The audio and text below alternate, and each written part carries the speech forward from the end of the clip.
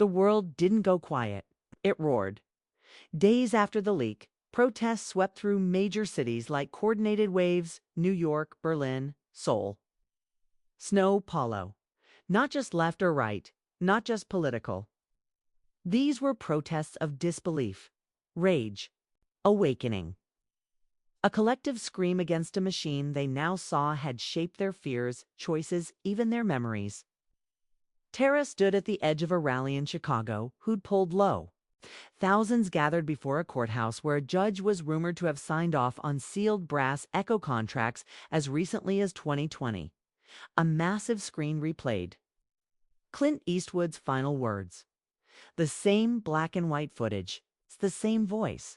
You control the image, you control the fight. But behind the crowds, the shadows moved differently. In Washington, Senator Raymond Nash held a press conference flanked by federal agents. His voice trembled as he denied all allegations. The footage is misleading. Mr. Eastwood was confused. This is foreign interference, psychological warfare against us. But nobody believed him. 2 hours later, he was gone. Not arrested, not retired, just gone. By nightfall, leaked documents from a defense subcommittee surfaced. Names, payment records, operation manuals. One name came up again and again, Echo Core LLC, a private data contractor operating out of Virginia. Tara read the report in a motel outside Cleveland.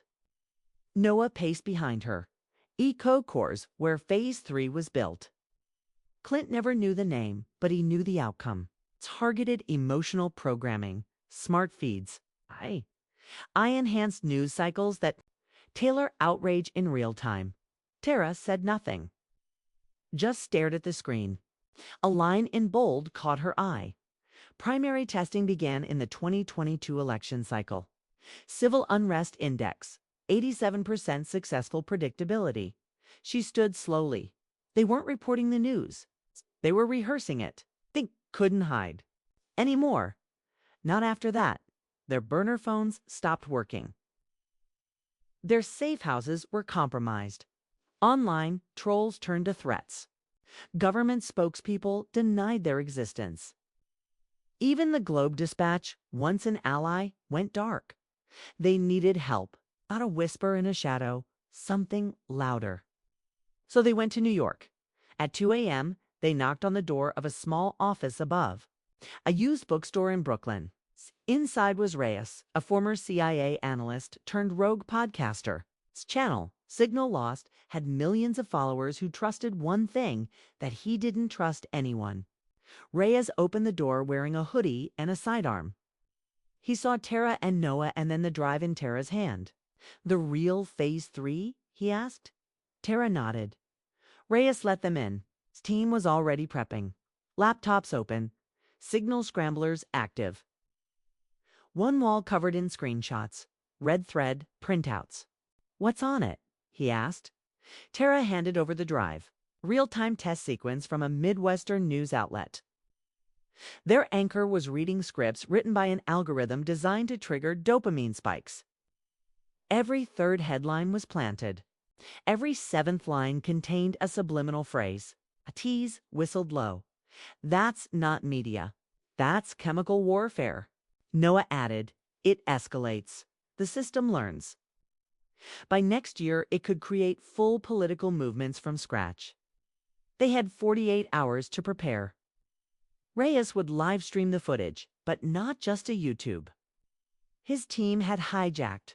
Dormant weather satellite Banzold tech, long ignored, now repurposed for one thing, a global unfiltered signal.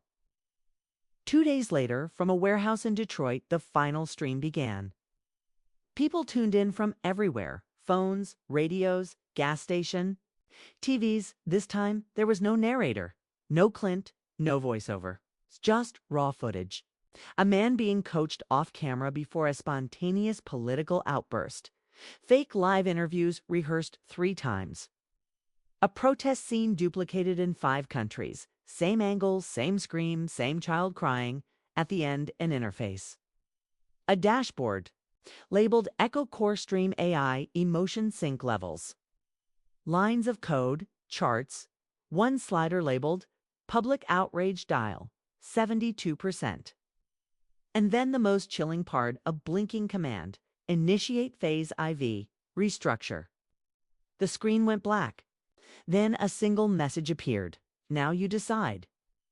Governments shut down access immediately, but they were too late. The files were already in the wild, uploaded, decentralized, viral.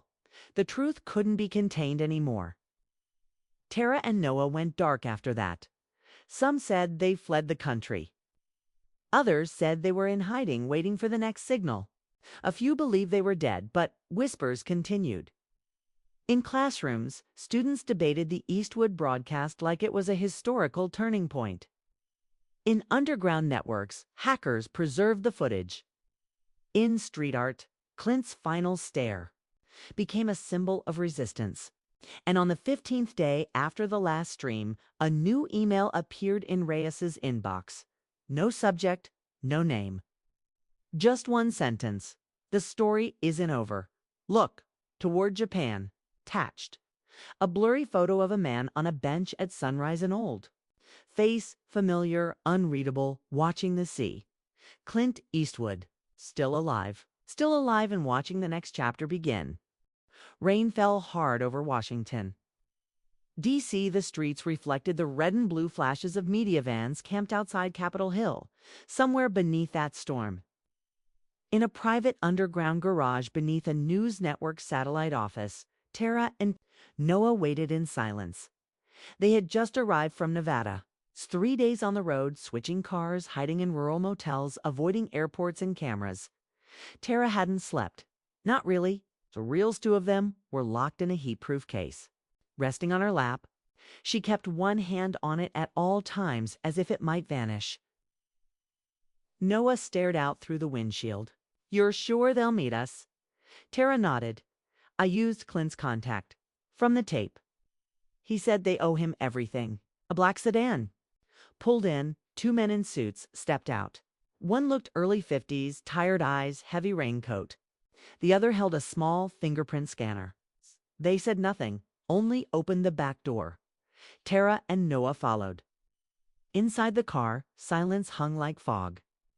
Then the older man turned and said, I'm Adrian Wells, editor-at-large, The Globe-Dispatch. Clint contacted me before the Kimmel appearance. Told me the storm was coming. I didn't believe him. Now I do. He opened a briefcase and revealed a secure drive with Omega layer clearance printed on the label. We'll process and scan the footage. Our team has XNSA encryption experts. But we need context. What are we looking at? Tara placed the reels on the seat between them. This isn't about one mission. This is an entire operation designed to rewrite reality through media. It started with fake riots and fake journalists. Then it turned global behavior modeling, predictive response engineering, psychological forecasting. It's been running for decades. Adrian looked stunned.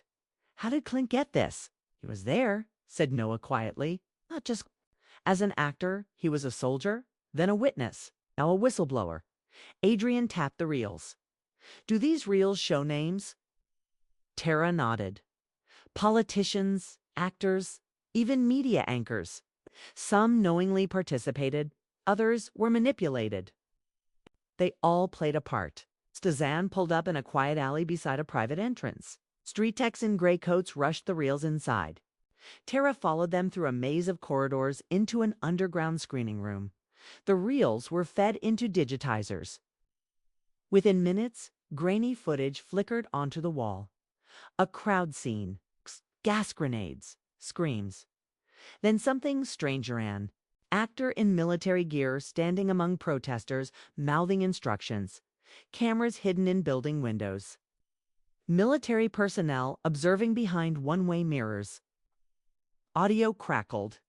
Sim 004. Emotional group response to staged urban conflict. Subject unaware. Test successful. Then another scene. A television newsroom from the 1980s. A young reporter reading a dramatic script with a hidden earpiece blinking. Behind the scenes, men in suits feeding lines through a device. Wells leaned forward. This isn't just behavioral science. This is state-sponsored theater. Tara nodded slowly. They didn't just control the message, they controlled the emotion. One final reel showed something more current date stamped. 2018, in a foreign language. A protest in Istanbul. The crowd panics. A young man shouts into the camera, "They burned our mosque." But the building behind him isn't a mosque, it's a soundstage. Tara froze. "They ran this live on global media," she whispered, "and we never questioned it." Wells turned.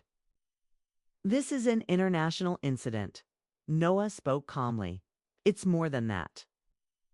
Project Echo Moth didn't stop. It evolved. And now, according to what Clint hinted, there's a third phase coming. Wells turned to one of the techs. "How long to complete the transfer?" 6 hours. Tops. Tara stood. "That may be too late." At that moment, a secure phone rang. Wells picked it up. His face turned pale. "What?" Tara asked. He hung up slowly. "That was our London desk. The Prime Minister has invoked emergency media blackout across all state channels. No reason given. Independent journalists arrested. 2 of them were Clint's old contacts." Noah stepped back. "They're scrubbing already." Wells turned to Tara. "We need a broadcast window. Somewhere off-grid. Somewhere powerful." Tara thought fast.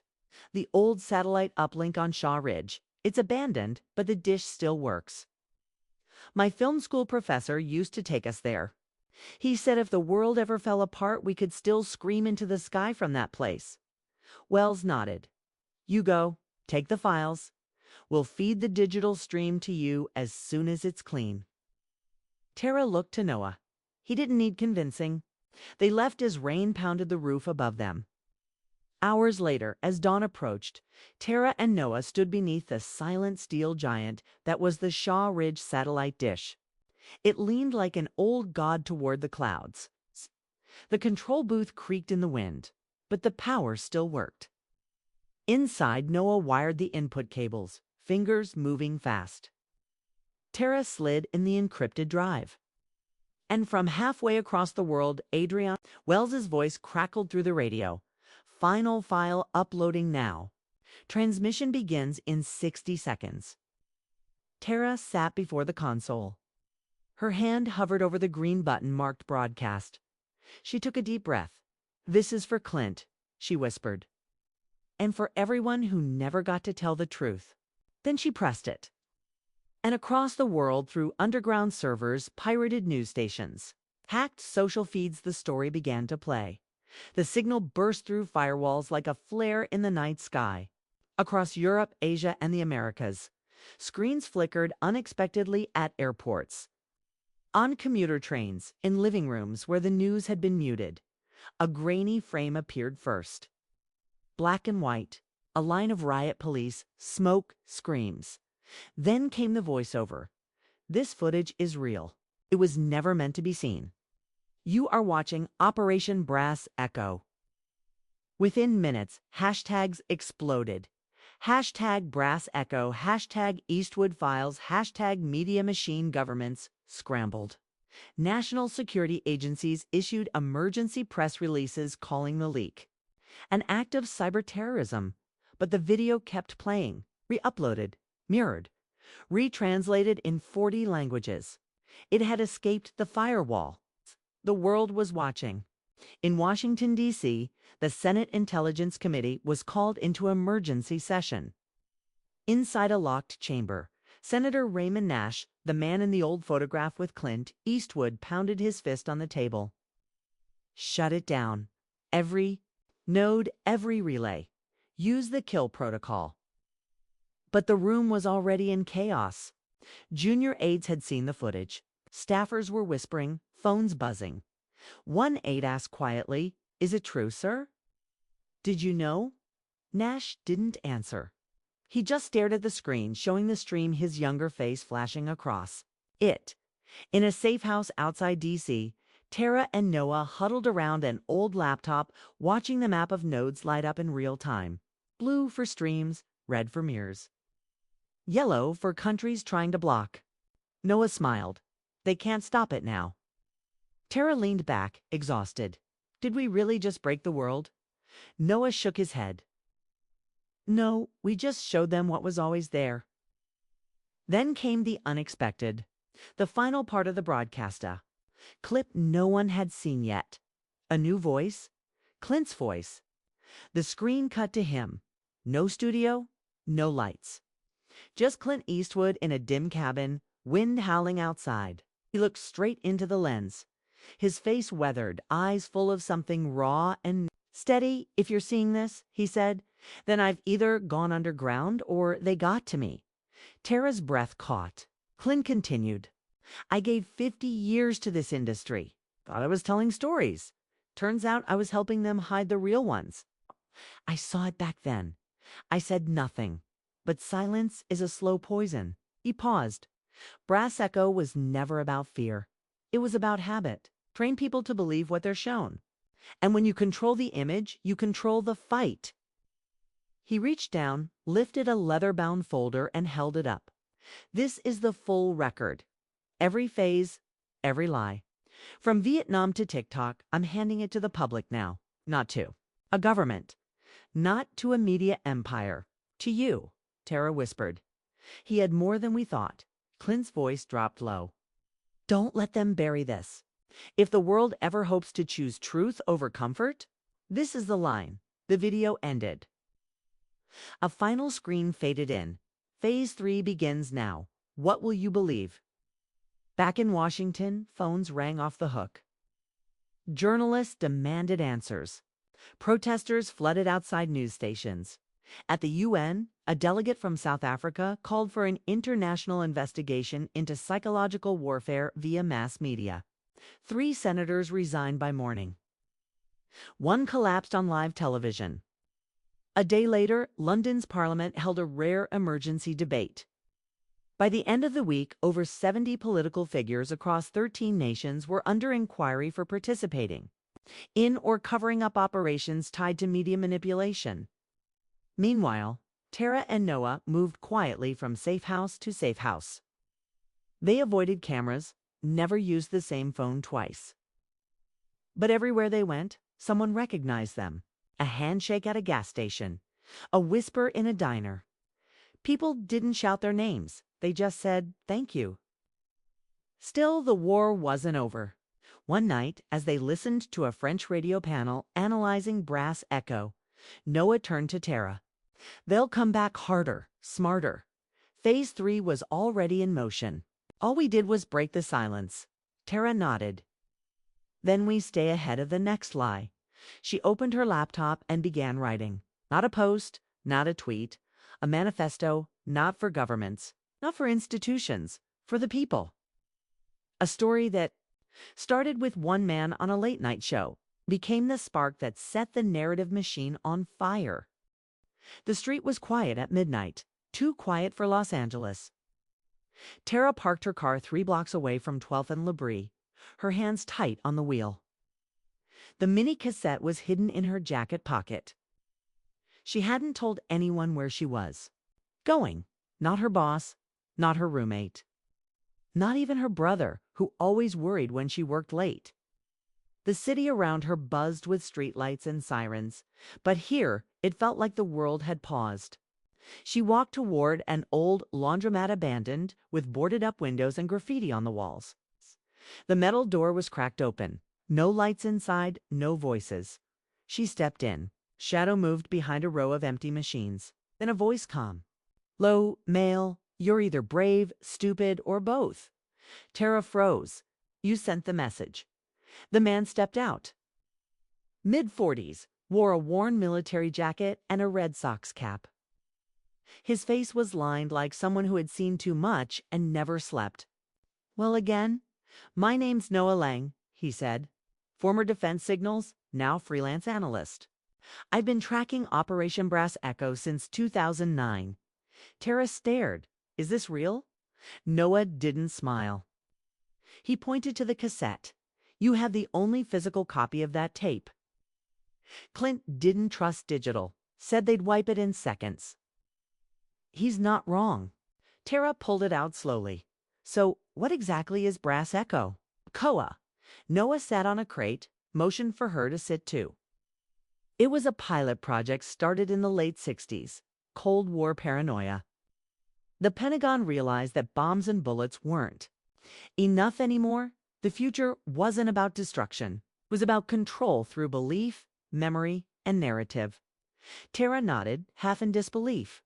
They wanted to test if they could create a crisis, film it like a documentary, and push it to select newsrooms without saying it was staged. And if they could nudge public emotion just a few degrees, they'd win wars before they began. Tara leaned forward. So they faked riots. They simulated them, used actors, soldiers, tear gas, even real injuries. Then filmed audience reactions across the country using hidden broadcast intercepts. Clint Eastwood wasn't just a soldier. Back then, he was embedded in the testing unit. They told him it was a movie, until he found the list of real names. Real people, real journalists. Some of them disappeared. Others suddenly retired. The man who filmed the original footage, was found drowned in a lake in Oregon. No signs of struggle. His camera was never recovered. Tara shivered, and the government covered it. Noah nodded. But that wasn't the end. In 2001, after 9/11s, the plan was brought back under a new name, EchoMoth, Phase 2. Tara had heard that word before. Clint had whispered it off mic during the interview. She thought it was just confusion, so it wasn't just about films anymore. Noah continued. They created software that tracked emotional responses on social media.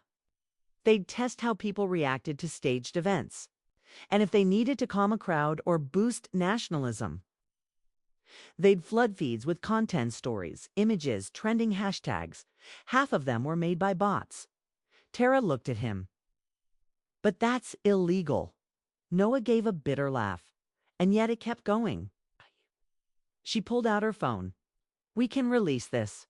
Send it to Reuters, Al Jazeera, The Intercept. Noah raised a hand. You release this without a full story, they'll say it's edited. Conspiracy, garbage. You need more. You need testimony. You need Clint. Tara hesitated. Then where? Is he? Noah looked her in the eye. He's in hiding. Went underground the minute the segment aired. He knew what would happen. Tara was quiet for a moment. So why did he say it now? Noah looked toward the dark doorway. 'Cause there's something bigger coming. A third phase. Global. Tara swallowed. Phase 3. Yeah, he said. Clint found traces of it in 2019. Said it made Brass Echo look like a school play. A car drove by outside. Tara's phone buzzed Dan, unknown number. She didn't answer. Noah stood. We have 3 days. After that, the media cycle will. Bury this under celebrity gossip and election noise. He handed her a worn folder.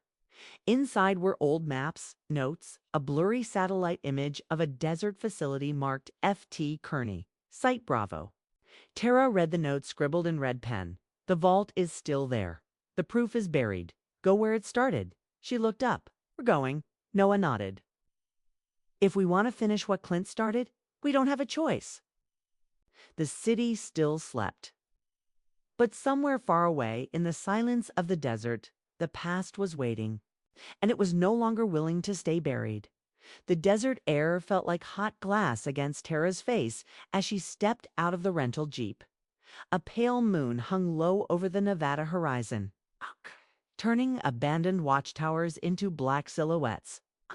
Noah parked behind her and killed the engine. Wind scraped sand across the cracked tarmac of the forgotten road that once led supplies into Fort Kearney. No checkpoint lights, no guards only. A rusted sign that read U.S. Army Training Range, closed.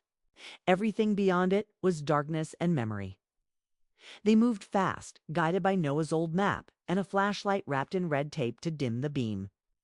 According to Clint's notes, Site Bravo sat a mile north of the main barracks. It had been sealed. In 1997, its tunnels filled with concrete ore, so the official report claimed. Tara felt the cassette tape in her pocket, a strange comfort against the unknown. The voices on it were their compass. Every few steps she imagined them echoing between the dunes. We build the world inside the screens. A low concrete bunker emerged. From the sand, half-buried door welded shut. Noah ran gloved fingers over the seam and whispered, "Torch cuts. Someone forced this years ago." He pried loose a metal flap and found a keypad crusted with dust. The numbers still glowed faintly when he pressed them.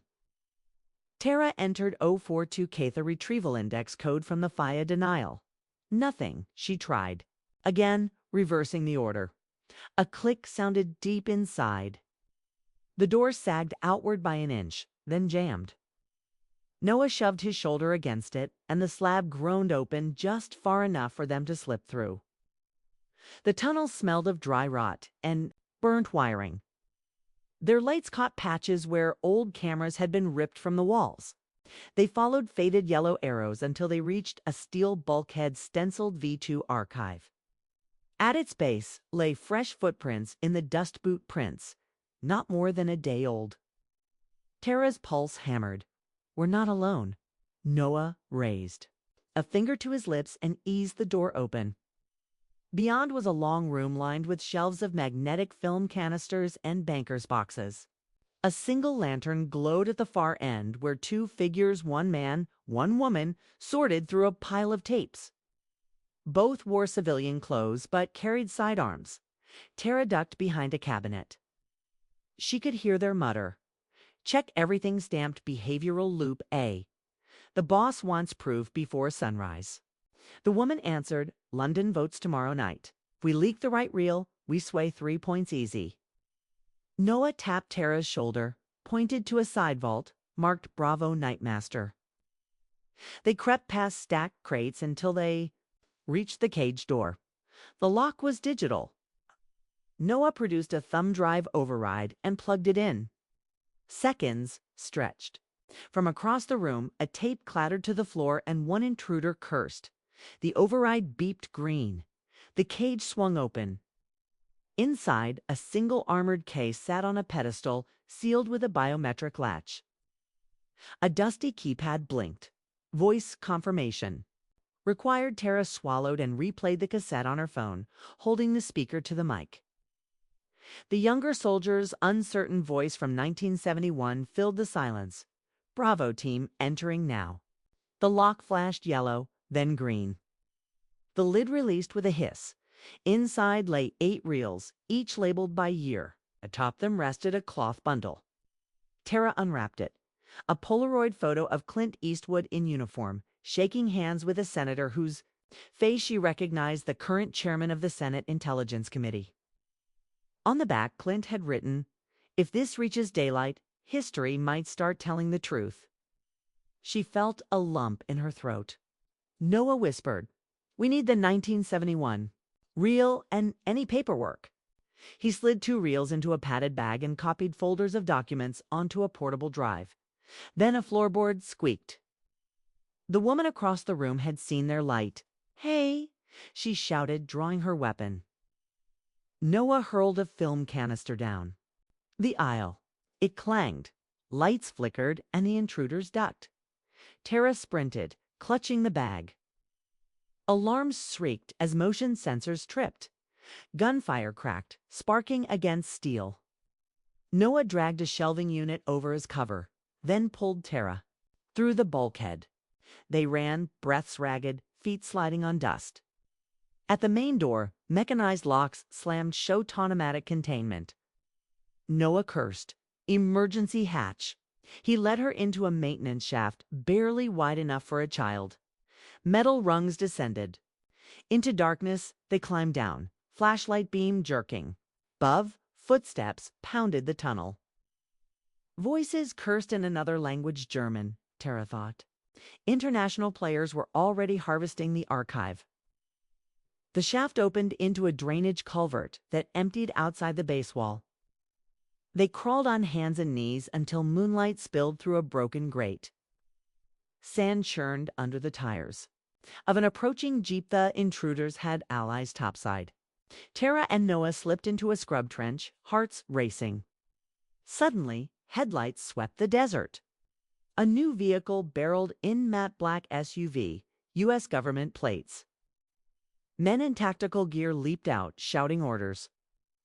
The German team fired first. A short firefight lit the night. Tara and Noah hugged the dirt as bullets hissed overhead. Sparks dotted the dunes like fireflies. When the noise faded, Tara peered over the ridge. The Germans were down, wrists zip-tied by federal agents. Asterisk, the lights were bright, the music was loud. The audience clapped as Jimmy Kimmel walked onto the stage, smiling, waving, full of energy. It looked like just another fun night on Jimmy Kimmel Live. People laughed, ready to enjoy themselves. But behind the scenes, something felt different.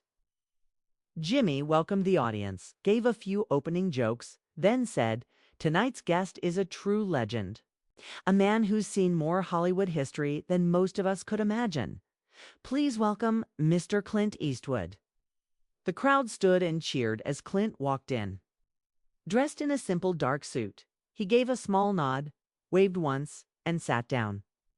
There was no big smile, no loud joke, no handshake with Jimmy, just silence. His eyes, cold and steady, stared straight ahead. Jimmy tried to keep things light. "Clint, you've directed over 30 films, acted in more than 70, and terrified more bad guys than I can count. Tell us, when are you going to slow down, Clint?" And gave a half smile.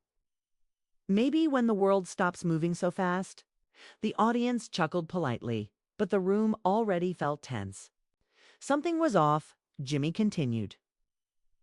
"So let's talk about Gran Torino, or even Unforgiven. Any favorites?" Clint looked straight at him. "You know, Jimmy, I didn't come here to talk about movies tonight." Jimmy blinked. The audience grew quiet. "Oh?" he said, trying to smile. "What did you want to talk about then?" Clint sat up straighter. His voice was low but clear. "There are things I saw in 1971. Things the Pentagon still hasn't admitted.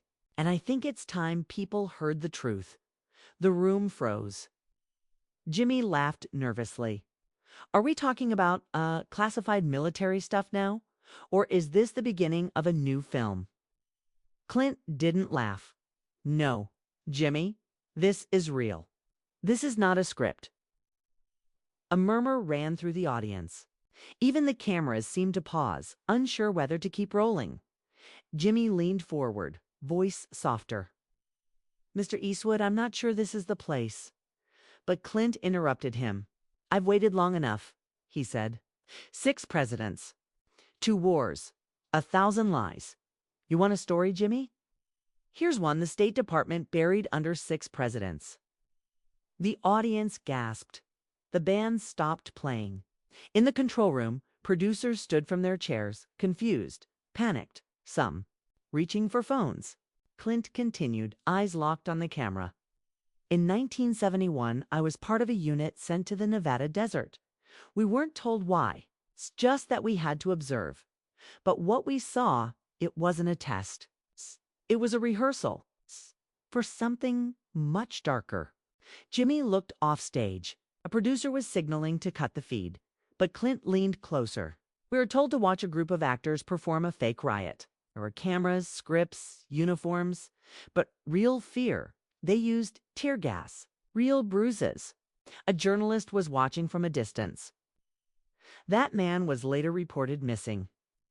People in the audience began whispering. A woman in the front row covered her mouth. Clint's voice didn't shake. They called it Operation Brass Echo. Said it was meant to help prepare the public in case of unrest. But what they were preparing wasn't protection, it was control. Jimmy spoke carefully now. "Clint, are you saying the government ran what? Psychological tests? Using actors?" Clint nodded. "Not just actors, directors, writers, news anchors. The system was built to shape stories before they happened." A technician in the booth whispered, "We have to cut." Legal's on the line. Jimmy, caught between loyalty and shock, turned to the camera and said, "We're going to take a quick break." But Clint didn't stop. The same machine that sold wars sold dreams. That's what Hollywood became, a pipeline. Not for stories, but for silence. The screen went black for a moment. Commercials played, but it was too late. The clip was already being recorded on phones, ripped from live streams, and uploaded. Within minutes, the internet exploded. Hashtag Clint said dit. Hashtag Operation Brass Echo. Hashtag Eastwood Truth back in the studio. Security escorted Clint off stage. He didn't fight. He didn't say another word. He just looked at Jimmy and said quietly, "They'll come for me now, but maybe this time they'll fail." Jimmy sat in silence, hands trembling. The producers didn't speak. No one knew what to do next. Outside the studio, cameras flashed. Reporters asked questions. People yelled Clint's name. But he disappeared into a black car, and it drove off without lights. By midnight, clips of the interview had 10 million views. By morning, news networks were divided. Some called Clint a hero. Others said he was unstable. Few former intelligence officers said they recognized the phrase Operation Brass Echo but refused to comment. And somewhere in Washington, D.C., inside a windowless building, a red phone rang. The man who answered listened quietly. Then he said just one word, activated. Because Clint Eastwood hadn't just told a story, it started a war. The clip of Clint Eastwood's live interview spread faster than anyone expected. By morning, it was everywhere from television to telegram. News anchors debated whether it was a performance or a mental breakdown. Politicians were quiet, too quiet. But one person wasn't. Tara Qureshi sat alone in the ABC editing room, rewatching the raw footage over and over. She was a young associate producer, barely 3 years into her job. She hadn't planned to work on Clint's segment that night. She had just been filling in for a sick colleague. Now her name was on the logs for the most controversial moment. In late-night history, she noticed something strange. As Clint sat forward to speak, his hand reached into his jacket. For a second, it looked like he was holding something small, dark, square. But no one else seemed to notice. He slipped it beneath the cushion of his chair before security took him away. Tara left the studio floor that night with that moment burned into her mind. And when she returned in the early morning, before the cleaning staff arrived, she checked under the chair. It was there. A mini cassette tape wrapped in plastic. Labeled by hand F.T. Kearney 1971. Bravo night, her breath caught. She didn't even know what F.T. Kearney was. But her instincts screamed. This wasn't a joke. Back at her apartment, Tara dusted off an old cassette player she had in storage from film school. She pressed play, static, then voices. Grainy and distant but sharp enough to hear. Military chatter. Someone saying "Bravo team entering now." Then another voice, calmer, older. "This isn't a training exercise," it said. "This is a conditioning test. They believe it's real. The public will respond accordingly. Fear can be shaped. It's just like film." Tara froze. It sounded like someone high-ranking. The voice went on. "They're filming everything. Testing crowd reactions. Testing broadcast latency. We control the outcome by controlling the emotional arc." Another voice, this time younger, confused. "Sir, are we actually releasing this footage to the public?" "No," came the answer. "But if it works, someday we won't need to. We'll build the world inside the screens." The tape clicked off. Tara sat in silence. She now had physical proof, real evidence that supported what Clint had said live. He hadn't gone crazy. He hadn't been acting. He'd been trying to break something open. But break what, exactly? Her inbox buzzed. An email from someone. Named fireglass12@protonmail.com. The subject line, "You found the tape." Good. Now listen carefully. Attached was a text file with a single sentence. "The footage from Bravo night. was archived under code Operation Brass Echo Retrieval Index 042. Kate, how did they know she had the tape? Tara didn't reply, but she began searching. Old Pentagon leak lists, forgotten archival codes, everything she could get through her protected journalistic database. And there it was, a 1993 FOIA request made by a professor at Georgetown University. The request had been marked denied. National security exemption. The topic: psychological testing via media simulation, Nevada defense site 1971. Tara's heart pounded. This wasn't just about movies. It wasn't just about Clint Eastwood. It was about something bigger, something decades old. She knew what came. Next, she had to find Clint. She called ABC. His number was unavailable. She called his manager. No answer. She drove to his old studio office in Burbank. The gate was locked, the lights off. Then a message arrived on her phone from a private number. You want answers? Come alone. Bring the tape. 12th and Labrie. Midnight, no name, no instructions. But Tara understood. This wasn't just a political story anymore. This was a system.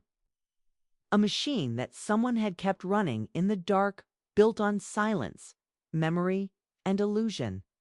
And Clint Eastwood hadn't broken, he was breaking them, piece by piece, word by word.